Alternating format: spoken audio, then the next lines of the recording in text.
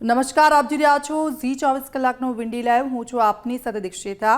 હવામાન વિભાગ તરફથી 7 દિવસ હળવાથી ભારે વરસાદની આગાહી કરવામાં આવી છે. તો આજે શુક્રવાર છે અને આજે કયા કયા વિસ્તારો પર વરસાદનું જોર વધારે રહેશે, કયા કયા જિલ્લાઓમાં વરસાદને લઈને હવામાન વિભાગે આગાહી કરી છે તે જોઈશું. વિન્ડીમાં શું બતાવી રહ્યા છે તો આપ જુઓ, 7 વાગ્યા છે અને ત્યારથી આપણે જોઈએ છે કે કયા કયા વિસ્તારો છે કે જ્યાં વરસાદની ભારે આગાહી કરવામાં આવી છે. તો જુઓ, આખી જે સિસ્ટમ એક્ટિવેટ થઈ છે અને તેની અસર દક્ષિણ ગુજરાત સુધી રહેવાની છે. એટલે સૌરાષ્ટ્રના કેટલાક વિસ્તારો કે જ્યાં ધીમે ધારે વરસાદ થઈ શકે છે, મધ્ય ગુજરાતમાં વરસાદ અને દક્ષિણ ગુજરાતમાં ભારે વરસાદ થઈ શકે છે. આપ જુઓ, સુરતમાં ભારે વરસાદની આગાહી અહીંયા દેખાઈ રહ્યો છે. વરસાદ વલસાડમાં ભારે વરસાદ વરસી શકે છે, વડોદરામાં ભારે વરસાદની શક્યતાઓ છે, ભાવનગરમાં વરસાદની શક્યતાઓ છે, અમદાવાદમાં વરસાદની શક્યતાઓ છે. હવે થોડા ઉપર જઈએ અને સિચ્યુએશન શું બતાવે છે તો ઉત્તર ગુજરાત તરફ પણ વરસાદનું જોર વધારે રહેવાનું છે. આ જુઓ, સિસ્ટમ એક્ટિવેટ થઈ છે, તેની અસર મહેસાણા, પાલનપુર છે અને જે ઉત્તર ગુજરાતના જે વિસ્તારો છે ત્યાં તેની અસર રહેશે. થોડા આગળ વધીએ અને સમયમાં થોડો ફેરફાર કરીએ. 10 વાગ્યાથી લઈને 11 વાગ્યા સુધી શું સ્થિતિ અહીંયા જોવા મળી રહી છે તો જુઓ, જે સિસ્ટમ છે, જે ગ્રીન કલર આપને દેખાતો હતો એ ગ્રીન કલર અલગ અલગ જે વિસ્તારો છે ત્યાં જોવા મળી રહ્યો છે. એટલે કે થોડો વરસાદનું જોર રહેશે, પણ ધીમે ધારે વરસાદ પણ કેટલાક વિસ્તારોમાં રહેવાનો છે. થોડું ડીપમાં આપણે જોઈએ કે કયા વિસ્તારોમાં વરસાદની શક્યતાઓ સૌથી વધારે છે તો દક્ષિણ ગુજરાત ઉપર આ જે સિસ્ટમ છે તેની અસર સૌથી વધારે દેખાઈ રહી છે ને એમાં પણ જો નવાપુરા જે વિસ્તાર છે ત્યાં વરસાદ, વ્યારામાં વરસાદ, આહવામાં વરસાદી માહોલ રહેશે, વલસાડમાં ભારે વરસાદ રહેશે, સેલવાસમાં વરસાદ છે, સુરતમાં વરસાદ છે. બીજી તરફ ઉપરની તરફ આવીએ છીએ તો ભરૂચમાં ભારે વરસાદ, રાજપીપળા એટલે મધ્ય ગુજરાતમાં વરસાદ રહેશે, આમોદમાં વરસાદ બતાવી રહ્યા છે, વડોદરાના વિસ્તારમાં વરસાદ છે.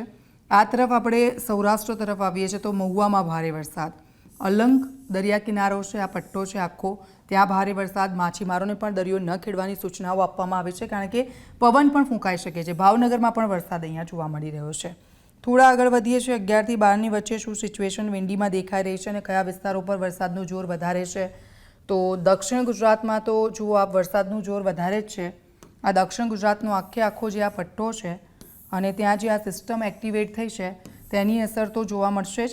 સુરતમાં વરસાદ બતાવી રહ્યા છે, વ્યારામાં ભારે વરસાદ, નવાપુરમાં, આહવામાં ભારે વરસાદ, વલસાડમાં ભારે વરસાદ, ભરૂચમાં ભારે વરસાદ, રાજપીપળામાં ભારે વરસાદ છે.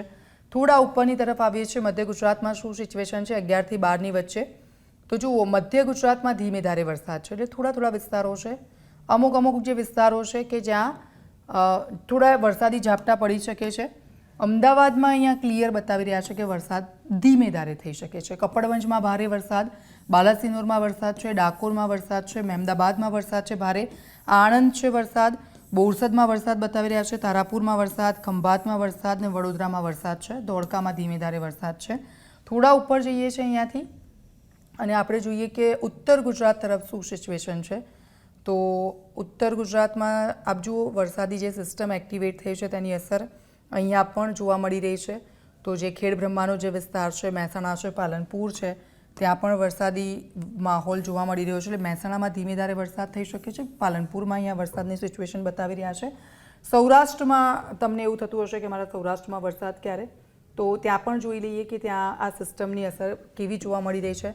સૌરાષ્ટ્રમાં કેટલાક વિસ્તારો એવા છે કે જ્યાં પવન સાથે વરસાદ થઈ શકે છે. તો જામનગર, વેરાવળ અને જ્યાં દરિયા કિનારાનો જે પટ્ટો છે ત્યાં ભારે પવન સાથે ધીમે ધારે વરસાદની શરૂઆત થઈ ચૂકી છે અને એવું પણ અહીંયા સિસ્ટમ એક્ટિવેટ જે થઈ છે તેની અસર સૌરાષ્ટ્રથી લઈ મધ્ય ગુજરાત, દક્ષિણ ગુજરાત અને ઉત્તર ગુજરાત પર જોવા મળી રહી છે. એટલે કેટલીક જગ્યા પર ધીમે ધારે વરસાદ છે તો કેટલીક જગ્યાએ ભારે વરસાદ અને પવન છે.